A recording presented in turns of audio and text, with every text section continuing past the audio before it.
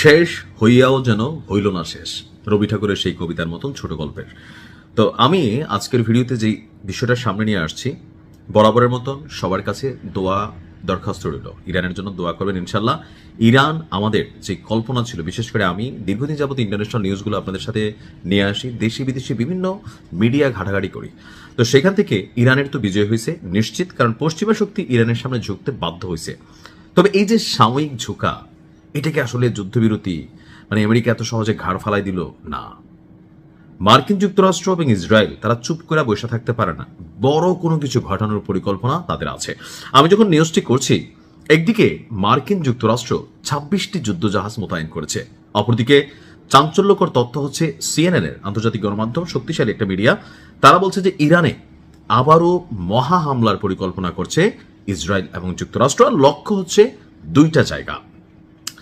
ইসরায়েলের প্রতিরক্ষা মন্ত্রী ইসরায়েল কাজ, সে বলছে ইরানের বিরুদ্ধে যুদ্ধ আবার শুরু করতে ইসরায়েল প্রস্তুতি নিচ্ছে। একটি নিরাপত্তা মূল্যায়ন সভায় সে এই প্রস্তাবটি সামনে নিয়ে আসছে। তার বক্তব্য, ইসরায়েল ইরানের বিরুদ্ধে যুদ্ধ যে কোনো সময় আবারও শুরু করবে। আইডিএফ অর্থাৎ ইসরায়েলের সেনাবাহিনী, তাদের যে প্রতিরক্ষা এবং আক্রমণ উভয় দিক থেকেই তারা তৈরি এবং লক্ষ্যবস্তু তারা চিহ্নিত করা হয়েছে। তো এবারের হামলা হবে দুইটি জায়গায়। ইসরায়েল এখন যুক্তরাষ্ট্রের সবুজ সংকেতের অপেক্ষায় আছে, যে শামসু তুমি অপেক্ষা করো, বাচ্চু টাকার প্রস্তুতি নিচ্ছে। এই সংকেত পেলে প্রথমেই টার্গেট করা হবে ইরানের যিনি সর্বোচ্চ প্রয়াত নেতা আছেন তার 14 গোষ্ঠীকে নির্মূল করা। আল্লাহর কাছে দোয়ার দরখাস্ত, আমি এতটুকু বিশ্বাস করি, রাখে আল্লাহ মারে কে। ভিডিওটা সর্বোচ্চ শেয়ারও করবেন। আর এই যারা সর্বোচ্চ নেতা আছেন তার 14 গোষ্ঠী কেন নির্মূল করবে? কারণ সর্বোচ্চ নেতার মৃত্যুর পর তার যে ছেলে ওনার দায়িত্বে বসেছেন বা পালন করছেন, তিনি কিন্তু তার বাপের থেকেও 10 গুণ আগানো। অর্থাৎ ইসরায়েল মনে করছিল, যুক্তরাষ্ট্র মনে করছিল সর্বোচ্চ নেতাকে শেষ করে দিলে ইসরায়েল সুরক্ষিত হবে, যুদ্ধটা জিততে পারবে। কিন্তু যেই খেলা ওনার ছেলে দেখাচ্ছে, এখন তারা চিন্তা করতেছে যে বাঘের ঘরে বাঘই হয়, এখানে ছাগল জন্ম নেয় না, সুতরাং বাঘের 14 গোষ্ঠী উদ্ধার করতে হবে, নির্মূল করতে হবে। আর এবারের যে অভিযান হবে সেটা নাকি অতীতের সকল রেকর্ডকে ছাড়িয়ে যাবে, অনেক ভয়াবহ বড় ধরনের হবে। আর বলা হচ্ছে যে সবচেয়ে গুরুত্বপূর্ণ জায়গায় এই আঘাত করা হবে এবং এই আঘাতে তাদের ভিত্তি কাঁপিয়ে দেওয়া হবে। অর্থাৎ তারা চাচ্ছে ইরানকে কার্যত আপনার কি বলা হয়, যে ধরেন পঙ্গু করে ফেলা।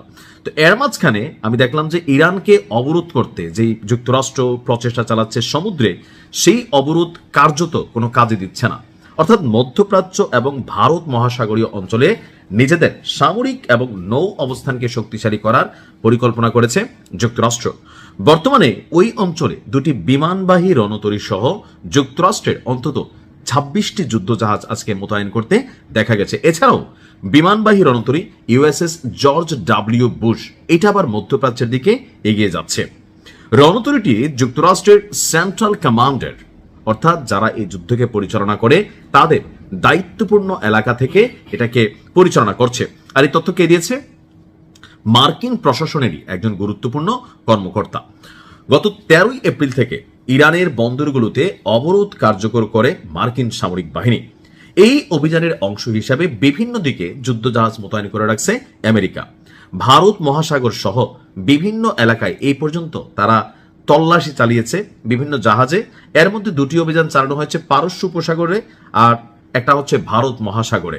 তো এ নিয়ে সর্বশেষ মার্কিন সেন্ট্রাল কমান্ডের অধীনে মধ্যপ্রাচ্যে থাকা 19টি জাহাজকে 26টি জাহাজে আপনার শক্তিশালী করা হয়েছে। প্রশ্ন হচ্ছে তারা কি আসলে কার্যকর হচ্ছে? না, কার্যকর হচ্ছে না, কারণ ইরান তাদের চোখ ফাঁকি দিয়ে হোক, তারা তাদের সাহসিকতার দিক দিয়ে হোক, ইরানের জাহাজগুলো পণ্যবাহী হোক, মেশিনারিবাহী হোক, এগুলো কিন্তু ঢুকছে ইরানে।